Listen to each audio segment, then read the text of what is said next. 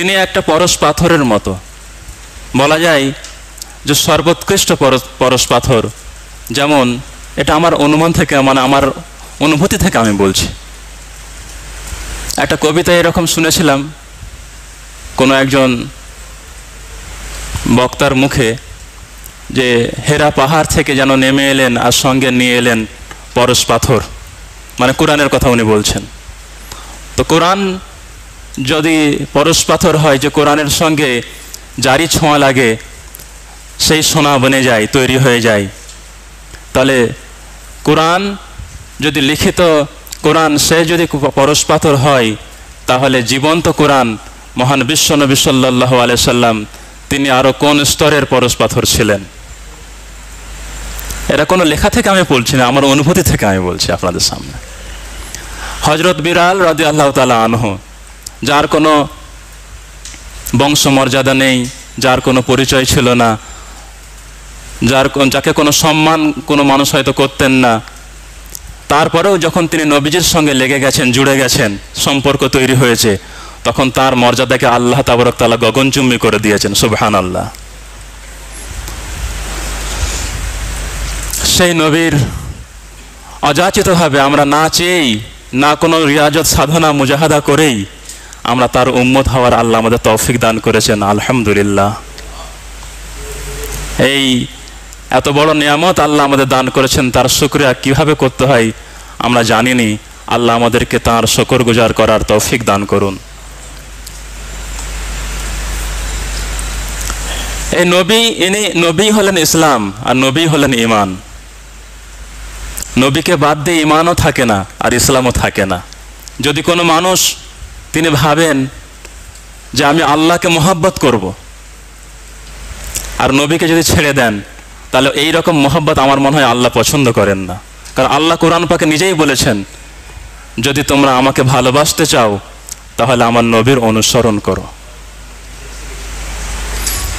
তার অনুসরণের মধ্য দিয়ে আমার ভালোবাসা পাবে তোমরা। মহব্বত আর অনুসরণ, যে অনুসরণের মধ্যে মহব্বত থাকবে না, সে অনুসরণের আর কি মূল্য থাকে? যেমন ইখলাস ছাড়া কোনো আমলের মূল্য হয় না আল্লাহর কাছে, বিনা ইখলাসের পাহাড় সমতুল্য আমলও আল্লাহর কাছে কোনো মূল্য নেই, মিজানের পাল্লায় কোনো ওজন দেবে না। তেমনি নবীর মহব্বত ছাড়া যদি নবীর অনুসরণ কেউ করে, বিনা মহব্বত দায়সার অনুসরণের কোনো মূল্য আমার মনে হয়নি। সেই জন্যই অনুসরণটাও হবে মহব্বতের সঙ্গে হতে হবে, অনুসরণটাও মহব্বতের সঙ্গে হতে হবে। এই যে মহব্বতের কথা বলতে গেলে একটা কথা আমার মনে এসে যাচ্ছে।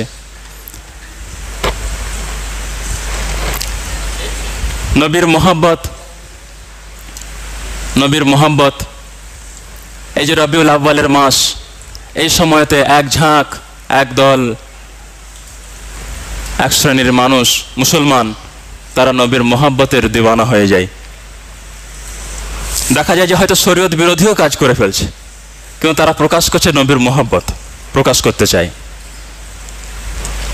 এইখানে হজরতের একটা কথা, হজরত জি কুদ্দুস সিররুহ, তিনি তার কিতাব অমূল্য গ্রন্থ দাওয়াতে হক, সেইখানকার একটা অংশে হজরত লিখেছেন এই মহব্বতের বিষয়ে, যে প্রকৃত মহব্বত কি রসুলের।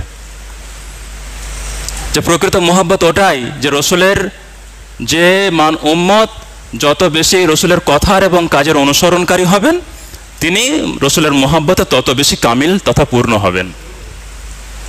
একদিনের, হজরতের লেখা থেকেই বলছি, একদিনের জলসার মজলিসে বিশ্বনবী ও শেষ নবী হজরত মুহাম্মদুর রাসূলুল্লাহ সাল্লাল্লাহু আলাইহি ওয়াসাল্লাম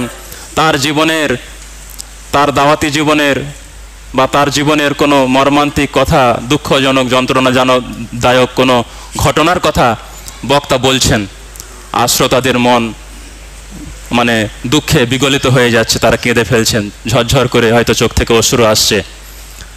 কিন্তু এটাই মহব্বতের শেষ নয়, আর এটা মহব্বত পরিপূর্ণ মহব্বত নয়। ওই জলসা থেকে বেরিয়েছি, তার আর হজরতের কথার পরিপূর্ণ মানে লাইন টু লাইন আমি বলতে পারছি না, মানে ভাব অর্থটা আমি বলার চেষ্টা করছি। বেরিয়েছে, তার হয়তো আর সেই অনুসরণ আর নেই, কোনো রসুলের কোনো অনুসরণ নেই, খাবার অনুসরণ, চলার অনুসরণ, ঘুমানোর অনুসরণ, রসুলের কোনো কিছুটাই আমার মধ্যে আর নেই। কিন্তু জলসার মজলিসে বিশ্বনবীর দুঃখের কথা শুনে আমি কেঁদে ফেলেছি।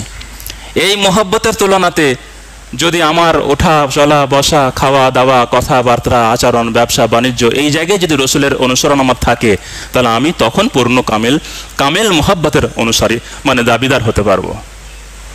আল্লাহ তাবারক তাআলা আমাদেরকে বিশ্বনবী সাল্লাল্লাহু আলাইহি সাল্লামের জীবনের সব কিছুর সমস্ত দিক থেকেই যেন আমরা তার নীতি নৈতিকতা আদর্শকে আমাদের জীবনে বাস্তবায়ন করতে পারি। সুন্নতের উপরে, রসুল পাকের সুন্নত পাকের উপরে আমাদেরকে আল্লাহ অনুসরণ করার, জমে যাওয়ার এবং জেনে বুঝে আমল করার তৌফিক দান করুন। ওয়া আখিরু দাওয়ানা আলহামদুলিল্লাহি রাব্বিল আলামিন।